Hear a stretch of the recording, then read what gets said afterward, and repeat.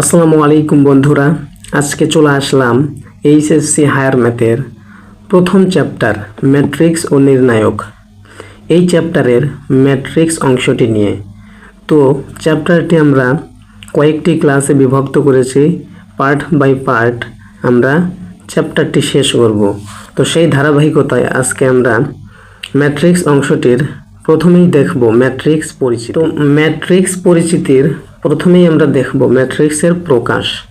তো ম্যাট্রিক্সকে সাধারণত এই থার্ড ব্র্যাকেট দিয়ে প্রকাশ করা হয়, সেকেন্ড ব্র্যাকেট দিয়ে প্রকাশ করা হয় এবং সেই সাথে এই দুইটা জোড়া ডান্ডা দিয়ে, দেখো দুইটা জোড়া খাড়া খাড়া লাঠির মতো এরকম দিয়েও প্রকাশ করা হয়। তো আমরা সাধারণত এইটা ব্যবহার করি, কিন্তু অনেক সময় প্রশ্নে এইটা দিয়ে দিবে। তো আমরা জেনে রাখলাম যাতে আমরা দেখে ঘাবড়ে না যাই। তো যেমন দেখো এখানে আমি লিখেছি একটা ম্যাট্রিক্স লিখেছি, এই একটা ম্যাট্রিক্স। তো এটাকে কিন্তু আমি থার্ড ব্র্যাকেট দিয়ে প্রকাশ করেছি। তারপরে দেখো লিখেছি এইখানে ফার্স্ট ব্র্যাকেট ব্যবহার করে লিখেছি। তারপরে দেখো এই জোড়া সরল রেখা দিয়ে, জোড়া সরল রেখার মতো দিয়ে লিখেছি। একটা সরল রেখা কিন্তু দেওয়া যাবে না, এইরকমভাবে কিন্তু দেওয়া যাবে না, জোড়া জোড়া করে দিতে হবে। তো এটা কিন্তু আমরা খেয়াল রাখবো। তো বন্ধুরা এবার চলে আসো ম্যাট্রিক্সের সারি ও কলাম। তো এইটা একটা ম্যাট্রিক্স। এই ম্যাট্রিক্সের এই যে এই বরাবর যে আছে এইটাকে বলা হয় সারি, আর ইংরেজিতে বলা হয় রো। তো এইটা একটা সারি, এইটা একটা সারি। তো এখানে এই ম্যাট্রিক্সটাতে সারি আছে কয়টা? এই একটা সারি, এই একটা সারি, অর্থাৎ এই ম্যাট্রিক্সটাতে কিন্তু এই একটা একটা করে দুইটা সারি আছে। আর এই যে খাড়া খাড়া লাইন, এইগুলোকে বলা হয় কলাম। এই খাড়া খাড়া লাইনকে বলা হয় কি? কলাম। তো এখানে কয়টা কলাম আছে? একটা কলাম, দুইটা কলাম, তিনটা কলাম। তো এইখানে লিখলাম তিনটা কলাম। তো মাঝখানে আমরা একটা গুণন চিহ্নের মতো দেই। তো এইটাকে বলা হয় এই ম্যাট্রিক্সের ক্রম বা মাত্রা। তো কোনটা সারি কোনটা কলাম এইটা মনে রাখা স্টুডেন্টদের ক্ষেত্রে একটু কনফিউজ হয়ে যায়। তো মনে রাখার টেকনিকটা কি, যে তোমাদের বাসা বাড়িতে দেখো পিলার যে আছে ওই পিলারগুলোকে কিন্তু আমরা কলাম বলি। তো পিলারগুলো যেহেতু এরকমভাবে খাড়া খাড়া থাকে, দেখো পিলারগুলো যেহেতু খাড়া খাড়া থাকে, তো সেইটা দিয়ে তোমরা মনে রাখতে পারো কি, যে খাড়া খাড়া যেইগুলো এইগুলো হচ্ছে কলাম, আর সারি যেইগুলো সারিকে আমরা বলি সারি বা রো। তো প্রথমে আমরা সারি সংখ্যা লিখি, তারপরে একটা গুণনের মতো চিহ্ন দেই এবং তারপরে কয়টা কলাম সেই কলামটা লিখি। এবং এটাকে আমরা মুখ দিয়ে বলি কিভাবে, যে 2/3, 2 গুণন 3, এটা কিন্তু ভুল। কিভাবে বলতে হয়? 2/3। তো এই ম্যাট্রিক্সটা যদি লক্ষ্য করি, এখানে সারি আছে কয়টা? এই একটা সারি, এই একটা সারি, এই একটা সারি, ঠিক আছে। তাহলে সারি আছে কয়টা? তিনটা। তো তারপরে আমরা একটা গুণনের মতো চিহ্ন দেব। এরপরে কলাম কয়টা আছে? এই একটা কলাম, এই একটা কলাম। তাহলে এইখানে লিখবো 2। তো তাহলে এই ম্যাট্রিক্সটার ক্রম বা মাত্রা কত? 3/2, 3/3। তো এইটা হচ্ছে এই ম্যাট্রিক্সের মাত্রা বা ক্রম। আর ইংরেজিতে বলা হয় কি? ইংরেজিতে বলা হয় অর্ডার, ঠিক আছে। তো প্রশ্নে কিন্তু অনেক সময় দিয়ে দিতে পারে যে মাত্রা দিয়ে বলতে পারে, কিন্তু ম্যাট্রিক্সটা আঁকতে কিন্তু বলতে পারে। তো সেক্ষেত্রে আমরা ABCD দিয়ে আঁকবো।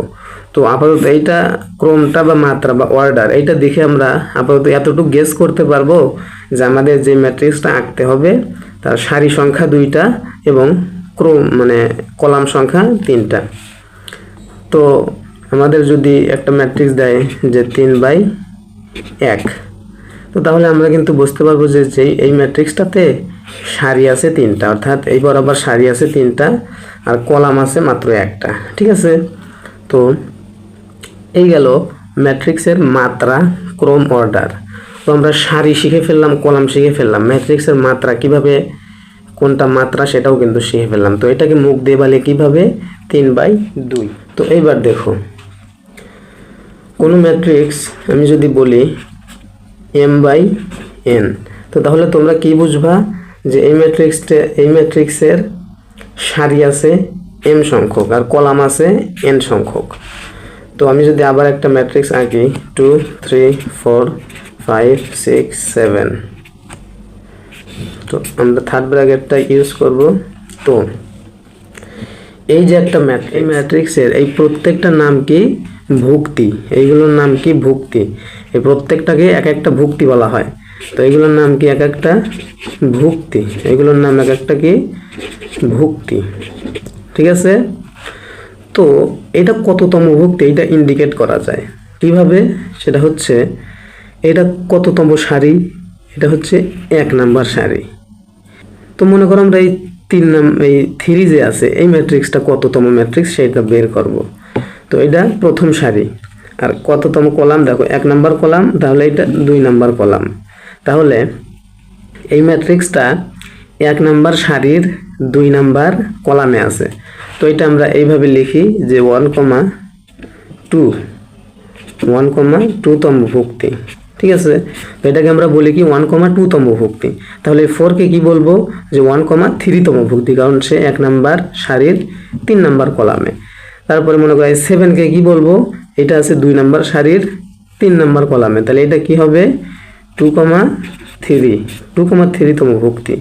তো একইভাবে যদি বলি i, j তম ভুক্তি কোনটা, তাহলে i, j তম ভুক্তি হবে হচ্ছে যে কোনো একটা ম্যাট্রিক্সের i নাম্বার সারি এবং j নাম্বার কলামে যে ভুক্তিটা অবস্থান করবে সেটাই হচ্ছে i, j তম ভুক্তি। তো বন্ধুরা এইবার আমরা শিখব কর্ণ, ম্যাট্রিক্সের কর্ণ। তো দেখো এটা একটা ম্যাট্রিক্স, এই ম্যাট্রিক্সের মাত্রা কত আমরা কিন্তু মাত্রা এই মাত্র শিখে আসলাম। কত মাত্রা, 1টা 2টা সারি, তাহলে 2টা সারি আর কলাম আছে খাড়া 3টা, তাহলে এটা 2/3 ক্রমের ম্যাট্রিক্স। তো এই ম্যাট্রিক্সের কি কোনো কর্ণ আছে, দেখো আমরা যদি কর্ণ বরাবর সেট করি তাহলে কি কর্ণ হয়, কর্ণ কিন্তু হয় না, অর্থাৎ একটা বাদ পড়ে যায়। তো এই কর্ণগুলা যে কোনো ম্যাট্রিক্সের হয় না, সকল ম্যাট্রিক্সের হয় না, সেই ম্যাট্রিক্সটারই হয় যার কলাম এবং সারি সংখ্যা সমান, অর্থাৎ 2/2 অথবা 3/3, অর্থাৎ সারি যে কয়টা কলাম যে কয়টা। তো এই ম্যাট্রিক্সটাকে বলা হয় বর্গ ম্যাট্রিক্স। তো ম্যাট্রিক্সের প্রকারভেদের মধ্যে এটা আমরা বিস্তারিতভাবে আলোচনা করব। তো আমরা শুধু এখন বোঝার জন্য দেখি। তো দেখো প্রথমত তোমরা দেখো কর্ণটা হচ্ছে 2 প্রকার, প্রধান কর্ণ বা মুখ্য কর্ণ আর হচ্ছে গৌণ কর্ণ। তো আমরা একটা ম্যাট্রিক্স নিয়েছি, দেখো এবার দেখো আমরা দেখব উদাহরণ। তো এই ম্যাট্রিক্সটা কত ক্রমের ম্যাট্রিক্স, এখানে দেখো সারি আছে 1 2 3টা আর কলামও আছে 1 2 3টা, তাহলে এটা একটা 3/3 ক্রমের ম্যাট্রিক্স। তো এইটা দেখো কর্ণ বরাবর কিন্তু সবগুলো কলামই সেট করে, আবার এটাও একটা কর্ণ। তো এই যে কর্ণ, এই কর্ণটাকে বলি আমরা মুখ্য কর্ণ বা প্রধান কর্ণ।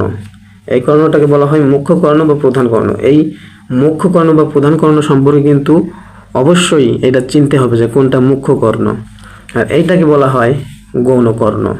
ঠিক আছে, এইটা কিন্তু অবশ্যই জানতে হবে। তো এই ছিল ম্যাট্রিক্সের পরিচিতি।